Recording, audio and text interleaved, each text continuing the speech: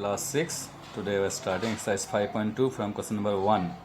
इस क्वेश्चन में आप देखेंगे क्या करना है, तो ड्रॉ ए नंबर लाइन, एक नंबर लाइन बनाएंगे और इन पॉइंट्स को हमें लोकेट करना है उसमें। ठीक है, तो 1/7, 2/7, 3/7 और 4/7, तो इसको हमें दिखाना है नंबर लाइन में।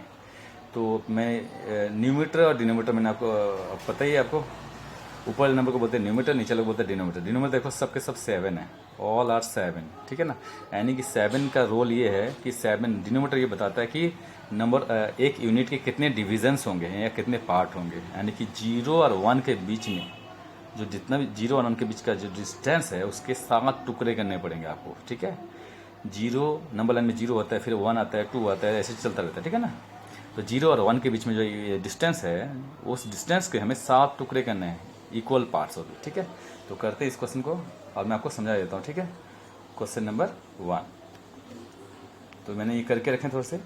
तो 0 देखो यहाँ पे 0 है, और मैं आपको बता दूँ 0 और 1 के बीच में कितने टुकड़े हैं। देखो यहाँ पे दिखाता हूँ, 1 टुकड़ा यहाँ से यहाँ तक, 2 टुकड़े, 3 टुकड़े, 4, 5 टुकड़े, 6 और 7, यानी कि 7 कदम चलोगे ना तो आप 1 के पास पहुँच जाओगे। तो यहाँ से चलना होता है, चलना जैसे बोलते हैं चलते स्टेप्स। तो 0 मार्किंग को नहीं गिनते हैं, यहाँ पे आप खड़े हो, मान लो यहाँ पे आप खड़े हो, आप यहाँ पे खड़े हो तो चलना होता है 1 कदम, 2 कदम, 3 कदम, 4 कदम, 5 कदम, 6 कदम, 7 कदम के बाद आप 1 के पास पहुँचोगे। उसी तरह से आप यहाँ पे आ गए, आप कहाँ पे आ गए, 1 के पास आ गए। अब फिर से 2 के पास पहुँचने के लिए आपको फिर से 7 कदम चलना पड़ेगा। 1 कदम, 2 कदम, 3 कदम, 4 कदम, 5, 6, 7। तो after 7 steps you will reach at point 2। कहाँ से शुरू किया था, 1 से। तो if you start walking from 1 you have to take 7 steps to reach at point 2। 7 कदम चलने के बाद ही 2 में पहुंचोगे। इस तरह से समझना है इसको। तो 7 का क्या रोल है आपने देखा, समझ में आ गया। ठीक है, इस तरह से अब आप करते हैं इस क्वेश्चन को। तो हमें नंबर लाइन में दिखाना है ना, हमेशा स्टार्ट करना है कहाँ से, 0 से चलना शुरू करेंगे। तो 1/7 कहाँ है, तो 0 से चलना शुरू करेंगे तो आप 1 कदम के बाद ही सीधा 1/7 के पास पहुँच जाओगे। ठीक है, तो नंबर लाइन में 1/7 यही पॉइंट है, इसी पॉइंट को, इसी लोकेशन को हम बोलेंगे 1/7। ठीक है, ये है 1/7, 1 कदम चलना, सिर्फ 7 में से 1 कदम चलना है तो 1/7 के पास पहुँच गए। अच्छा, हमेशा 0 से चलना शुरू करना पड़ेगा, तो 2/7 कहाँ है, तो यहाँ से 1 कदम चले तो यहाँ पहुँचे, 1 कदम के बाद फिर और 1 कदम चले यहाँ भी पहुँचे। तो ये पॉइंट की जो वैल्यू है ये है आपका 2/7। ठीक है, तो 3/7 कहाँ है, 1 कदम और चलो यहाँ से तो यहाँ पहुँच गए, तो ये हो गया आपका 3/7। यहाँ पे एरो देख के लिख देंगे 3/7। 3/7 का 4/7 कहाँ है, तो 0 से चलना शुरू करेंगे तो 3 कदम यहाँ पे 0 से चल रहे हैं, तो 3 कदम चल चुके हैं पहले से ही। 0 से चलना तो 1, 2, 3 यहाँ पहुँचे, चौथा कदम है आप यहाँ से यहाँ पहुँच जाओगे। तो यानी कि ये पॉइंट का लोकेशन जो है ना, इसकी वैल्यू है 4/7। बस ऐसे एरो देख के आप लिख लेंगे। ठीक है, एरो देख के आपको बताना है भाई ये पॉइंट का, ये जो लोकेशन है, ये पॉइंट की जो वैल्यू है 4/7 है। और बाकी आप प्रैक्टिस करना, बहुत ईजी है।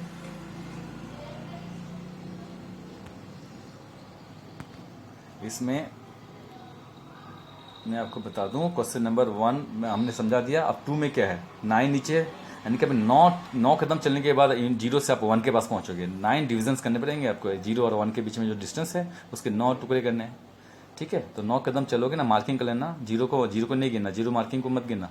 और उसके बाद जितनी भी मार्किंग करोगे उसको 1, 2, 3, 4, 9 तक गिनना है। और 9 जैसे गिना आपने, 9 मार्किंग लगाया वहीं पे 1 लिख देना है।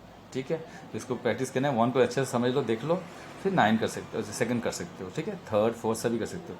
तो 9 डिविजन्स करने हैं, डिनोमीटर के हिसाब से काम करना है। डिविजन्स होंगे नीचे वाले के हिसाब से। ठीक है, जैसे मैंने 7 का हिसाब से 7 टुकड़े किए थे, 7 कदम के बाद 1 आया था 0 का। इसको ट्राई करना, बाकी होमवर्क है आपका। क्वेश्चन 2 में करते हैं, find the fraction given below separate proper fraction.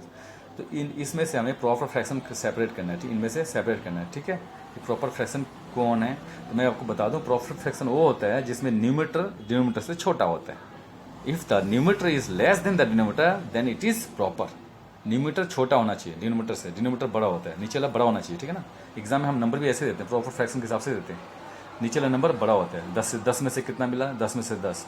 ठीक है, 10 में से कम 9। तो अगर नीचे ऊपर वाला नंबर छोटा है तो ही प्रॉपर बोलेंगे। ये सिंपल रूल है इसका, और कुछ रूल नहीं है। ठीक है ना, इस तरह से इसको ध्यान रखना है कि नीचे वाला नंबर छोटा होना चाहिए, बस इतना ही ख्याल रखना। ठीक है, वो है प्रॉपर फ्रैक्शन। आगे चलते हैं। तो इम्प्रॉपर फ्रैक्शन क्या हो गया, नीचे हम क्वेश्चन 4 में बात कर लेंगे, इसके बाद में बात करेंगे, पहले प्रॉपर फ्रैक्शन को करते हैं, ठीक है।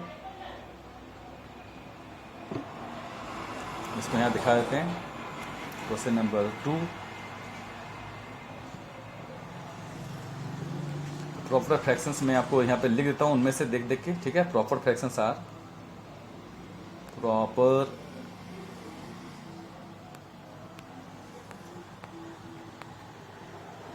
फ्रैक्शंस आर, यहाँ पे लिख देंगे, ठीक है। तो प्रॉपर फ्रैक्शन में आ जाएगा 5/17, 5/17, क्योंकि ऊपर नंबर इसमें छोटा है, ठीक है।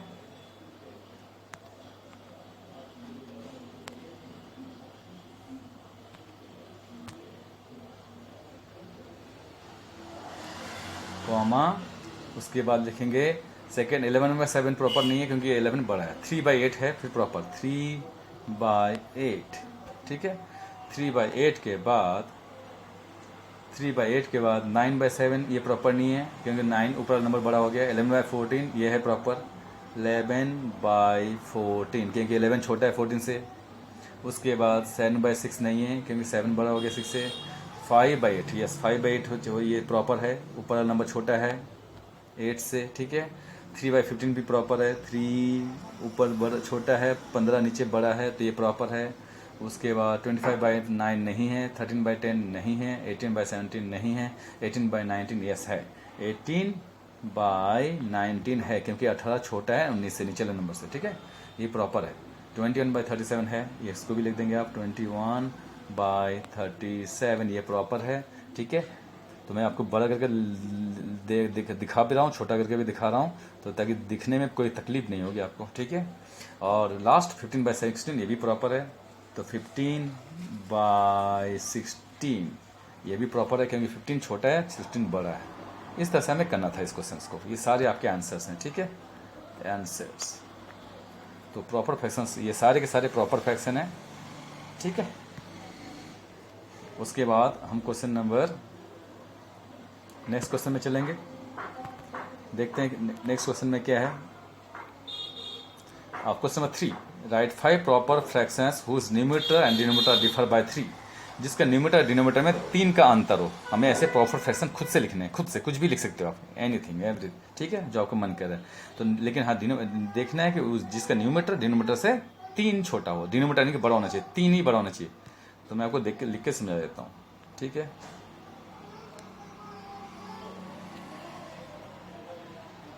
क्वेश्चन नंबर 3 में मैं थोड़ा सा बता देता हूँ, डिनोमिनेटर लिख के आराम से अलग अलग, फिर मैं आपको वैसा इतना लिखने की जरूरत नहीं है, आप डायरेक्ट भी कर सकते हो, ठीक है। मैं थोड़ा सा डिटेल में एक्सप्लेन कर दूँ। न्यूमरेटर डिनोमिनेटर से 3 का डिफरेंस है दोनों में। तो अगर डिनोमिनेटर अगर हम ले लेते हैं, मान लो कि डिनोमिनेटर हम ले लेते हैं, थोड़ा सा बड़ा नंबर लेंगे, जैसे 5 ले लेते हैं, लेट, या न्यूमरेटर ले लेते हैं, लेट न्यूमरेटर इक्वल टू, मान लेते हैं न्यूमरेटर जो है इक्वल टू मान लेते हैं, क्या मानेंगे, 5 मान लेते हैं। तो देन डिनोमिनेटर क्या हो जाएगा, देन ये आपको लिखने की जरूरत है, डायरेक्ट भी कर सकते हो आप। देन न्यूमरेटर जो हो जाएगा, डिनोमिनेटर जो हो जाएगा वो इससे 3 ज़्यादा बड़ा होगा। Denominator is equal to, denominator numerator से बड़ा है, तो कितना ज़्यादा बड़ा है, 3 का डिफरेंस है, 3 बड़ा है, तो 5 में 3 प्लस कर दो, 5 में 3 प्लस कर दो, तो क्या आएगा, इक्वल टू 8। तो आपका जो नंबर फ्रैक्शन क्या बन जाएगा, फ्रैक्शन आपका बन जाएगा, फ्रैक्शन जो हो जाएगा आपका ये हो गया answer. Fraction is equal to हो जाएगा 5/8, ये आंसर है, ठीक है। इस तरह से और भी फ्रैक्शंस आप लिख सकते हो, वो मैं लिखता जाता हूँ। तो सिमिलरली इसी तरह से हम फ्रैक्शंस लिखेंगे, लेकिन सबके डिटेल्स में नहीं जाना है, सीधा similarly fractions are similar, other fractions are similarly other fractions अब क्या हो जाएंगे, आर हम यहाँ पे लिख देंगे। एक ले लेते हैं, जैसे हम लेते हैं, मान लें अगर आपने 6 ऊपर लिया तो 6 + 3 9 हो जाएगा, ये है 6 में 3 प्लस, अच्छा मैं ऐसे दिखा देता हूँ आपको, ऊपर में 6 लिखा है तो नीचे में हो जाएगा 6 + 3, ठीक है। तो इक्वल टू करके आप लिख देंगे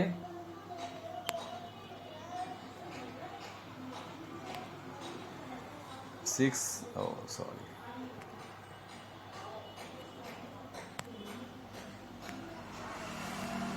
यहाँ लिखेंगे 6/9, ठीक है।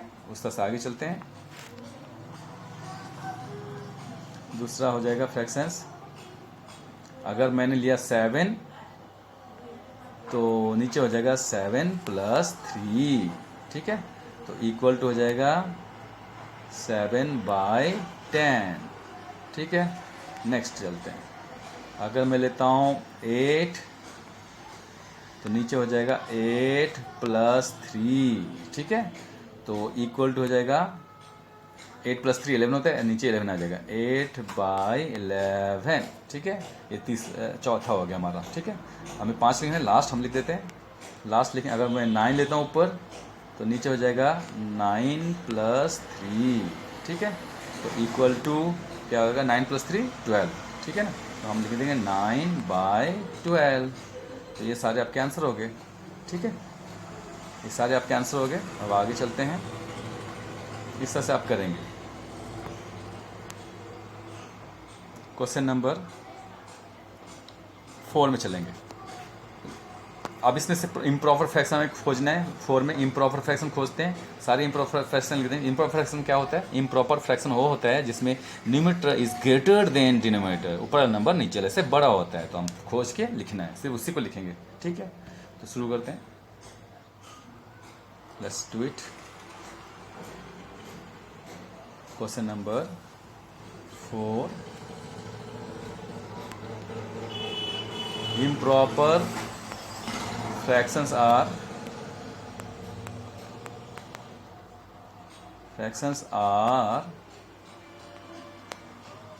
हम नीचे लिख देंगे सारे के सारे। 1/7 इम्प्रॉपर नहीं है, 3/2 है, यस। 3 ऊपर वाला नंबर बड़ा है नीचे वाले से, 3/2 इम्प्रॉपर है, ठीक है।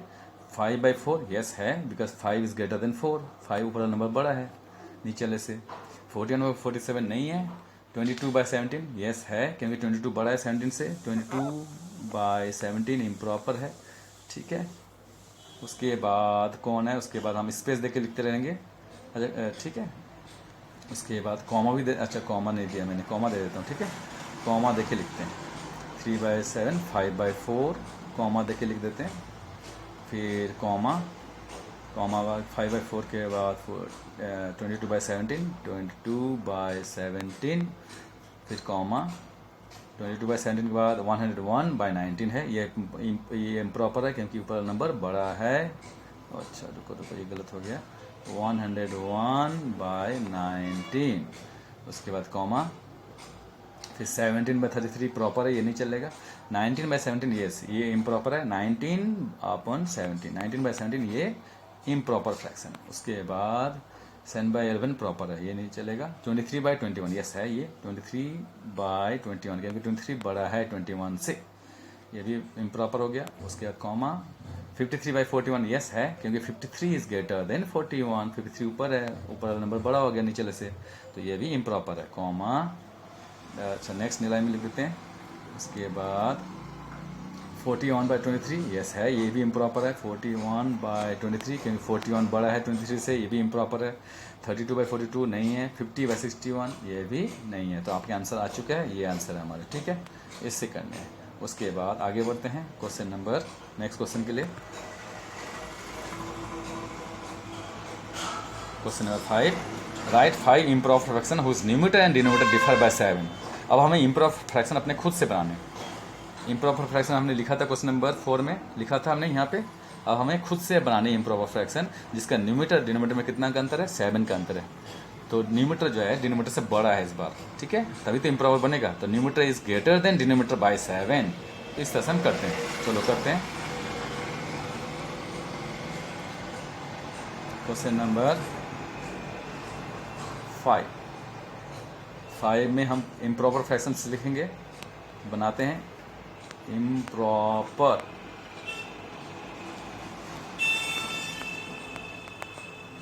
फ्रैक्शंस, ठीक है। उसमें न्यूमरेटर जो है डिनोमीटर से बड़ा है, तो इस बार डिनोमीटर छोटा है तो हम पहले डिनोमीटर को लिख लेते हैं। लेट मान लेते हैं, लेकिन पहला स्टेप जो मैं लिखवा रहा हूँ डिटेल में है, वो आप लिखने की जरूरत नहीं, आप डायरेक्ट लिख सकते हो। Let denominator is equal to denominator is equal to, हम मान लेते हैं डिनोमीटर जो है इक्वल टू है, डिनोमीटर को हमने ले लेते हैं छोटा ले लेते हैं, कोई नंबर छोटा ले लेते हैं, 2 ले लेते हैं, ठीक है। तो देन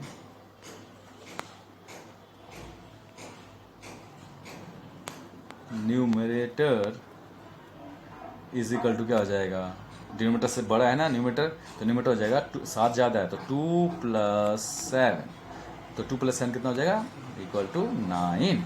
तो आपका फ्रैक्शन क्या बन जाएगा, तो फ्रैक्शन इज इक्वल टू हो जाएगा आपका फ्रैक्शंस इक्वल टू हो जाएगा आपका 2/9, ये आपका आंसर है। अब इस तरह से आप डायरेक्ट ऐसे लिखने की जरूरत नहीं, बार बार आप सीधा आंसर लिखते हैं। तो बाकी फ्रैक्शन सभी हम लिख देते हैं, ये इम्प्रॉपर है, तो अदर फ्रैक्शंस आर, नहीं ये नहीं लिखेंगे। सिमिलरली अदर फ्रैक्शन जो होंगे ऐसे ही बना लेने आपको, आर, ठीक है, इक्वल टू करके लिख देते हैं। तो अगर ऊपर नंबर 3 है तो नीचे वाला नंबर +7 करके पता चल जाएगा, ठीक है। तो ऊपर नंबर हम 3 लेते हैं तो नीचे हो जाएगा 3 + 7, तो इक्वल टू क्या आएगा 3/10, 3 + 7 10 होता है, तो ये हो जाएगा 3/10, ये हो गया, ठीक है। दूसरा नंबर हम लेते हैं, अब हम दूसरा नंबर लेते हैं 4, ऊपर लेते हैं तो नीचे वाला हो जाएगा 4 + 7, ठीक है, साथ ही प्लस करना नहीं, इक्वल टू क्या हो जाएगा 4 + 7 11 होता है, तो ये 4 ऊपर वाला नंबर 4 है तो नीचे वाला नंबर होगा 4 + 7 11। उसके बाद आगे चलते हैं, अगर ऊपर वाला नंबर 5 ले लेते हैं तो नीचे वाला नंबर हो जाएगा 5 + 7, तो ये हो जाएगा इक्वल टू करके हम लिख देंगे 5 + 7 कितना होता है 12, तो ये हो जाएगा 5/12, ठीक है। नेक्स्ट लास्ट और एक लेते हैं, तो 3 हो गए, 4 हो गए हमारे पास, 4 के बाद लास्ट ही है। अगर ऊपर नंबर 6 है तो नीचे वाला नंबर हो जाएगा 6 + 7, क्योंकि नीचे वाला नंबर बड़ा है तो इक्वल टू करके हम लिख देंगे 6 + 7 13 होता है, तो 6/13। इस तरह से आप प्रैक्टिस करेंगे, ठीक है। ये सारे आंसर्स हैं। इसके बाद नेक्स्ट क्वेश्चन हम कल करेंगे, आज के लिए इतना ही, आप प्रैक्टिस करना।